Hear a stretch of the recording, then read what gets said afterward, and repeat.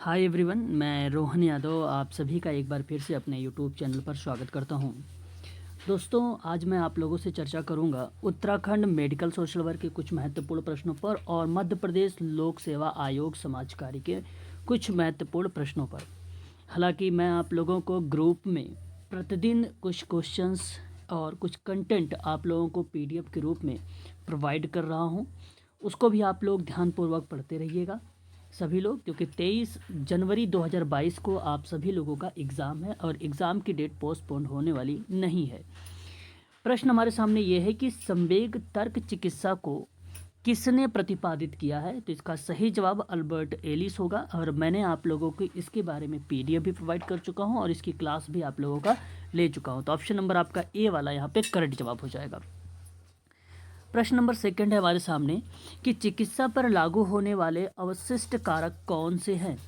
तो अवशिष्ट कारक कौन से हैं, तो एक सकारात्मक स्वभाव भी माना जाता है और अच्छे मानसिक स्वास्थ्य की उपस्थिति भी मानी जाती है और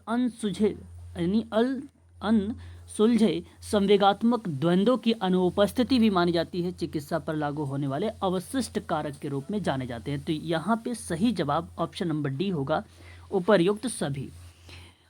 आगे बात करते हैं क्वेश्चन नंबर थर्ड पर और यहाँ पर मैंने प्रश्न लिया है, निम्नलिखित में से मनोचिकित्सा के नैतिक सिद्धांत नहीं है। तो इस प्रश्न में पूछा गया है आपसे कि नैतिक सिद्धांत कौन सा नहीं है। ठीक है, तो ये लॉरेंस कोहलबर्ग को रिप्रेजेंट करेगा।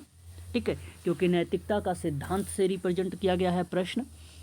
नैतिक मांग में जो है गेसलकोनफ्का का नाम आता है, मैंने आप लोगों से भलीभांति तरीके से बता चुका हूँ। तो यहाँ पर ध्यान रखिएगा, सेवार्थी से सुविज्ञ सहमति की आवश्यकता नहीं होती है। ये बेसिकली मनोचिकित्सा के नैतिक सिद्धांत को नहीं रिप्रेजेंट करता है, इसलिए इस प्रश्न का सही जवाब ऑप्शन नंबर सी हो जाएगा आप लोगों का। क्वेश्चन नंबर 4 की बात करते हैं हम लोग। तो मैंने क्वेश्चन नंबर 4 पर भी चर्चा कर चुका हूँ आप लोगों से कि गेस्टाल्ट चिकित्सा किसने प्रतिपादित किया है या किसने विकसित किया है। क्वेश्चन नंबर 4 है, तो इसका सही जवाब जो होगा वो फ्रेडरिक पल्स एवं Laura Perls, option number C आपका करेक्ट जवाब हो जाएगा, ऑप्शन नंबर सी। आगे हम बात करते हैं क्वेश्चन नंबर 5 के बारे में कि निम्नलिखित में से किस विधि के द्वारा अवांछित व्यवहार को घटाया जा सकता है तथा वांछित व्यवहार को बढ़ाया जा सकता है। तो इसका सही जवाब आप लोगों को बताना है क्वेश्चन नंबर 5 का। तो उसको हम बोलते हैं विभेदक प्रचलन। ठीक है, ध्यान रखिएगा, यहाँ पे ऑप्शन नंबर ए जो होगा वो बीएफ स्किनर के द्वारा ये बातें कही गई थी कि अवांछित व्यवहार को घटाया जाए और वांछित व्यवहार को बढ़ाया जाए। अवांछित का मतलब होता है एक प्रकार से असामाजिक व्यवहार और वांछित का मतलब होता है सामाजिकरण वाला व्यवहार। तो ऑप्शन नंबर ए के अंतर्गत ये आएगा।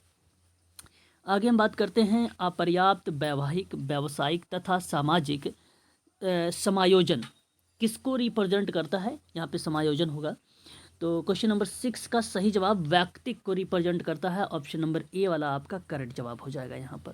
ठीक है, क्वेश्चन नंबर 7 की बात करते हैं हम लोग कि निम्नलिखित में से कौन मनोचिकित्सा या मनोचिकित्सात्मक उपागम के अंतर्गत देखने को मिलता है।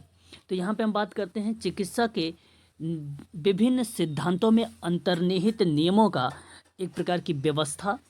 नेक्स्ट बात करते हैं क्वेश्चन नंबर 7 का ही है कि चिकित्सात्मक स्थिति में एक चिकित्सक और एक सेवार्थी का होना, तो ये मनोचिकित्सात्मक उपागम के अंतर्गत आता है, इसलिए क्वेश्चन नंबर 7 का सही जवाब ऑप्शन नंबर बी माना जाएगा।